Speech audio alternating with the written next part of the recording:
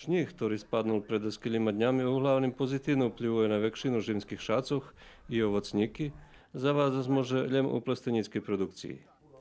Bardzo nízke temperatury vymáhajú dohrívanie v plasteníkoch, co zväčšuje trošky a zmenšuje rentabilnosť produkcií. Z druhého boku sníh jak teplotný izolátor pomohne i ľahčejšie prežimiovanie zašatým žitom, okreme tým, ktorí pošaty pozno i nemali času dostatočno sa rozviť. Sníh tiež doprinesie i akumulácii vlahy v žemi, bo december bol suchý i na veľých poľoch vlaha bola v deficitu. Toto zimská vlaha bar značná práve za jarný i letný rozvoj všetkých zemljedilských kultúroch, keď zvyčajno vyrostanú padania. Mrazy sníh majú ešte jednu značnú prikmetu a to, že v veľkým čísle redukujú číslo škodlivých hlodárov, insektov i chorotov po poľoch, tam môže očakovať, že 2017 rok bude zdravší, co sa poljoprivrednej produkcii dotýka.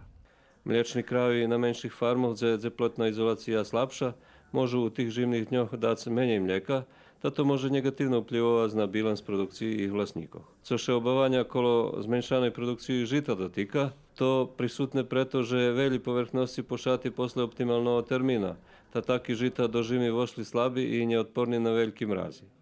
Točných im za teraz len od pomoci, ale obávania okolo produkcii by trebali držať z faktu, že to ješenie žita pošate okolo 100 000 hektárov menej jak v loni.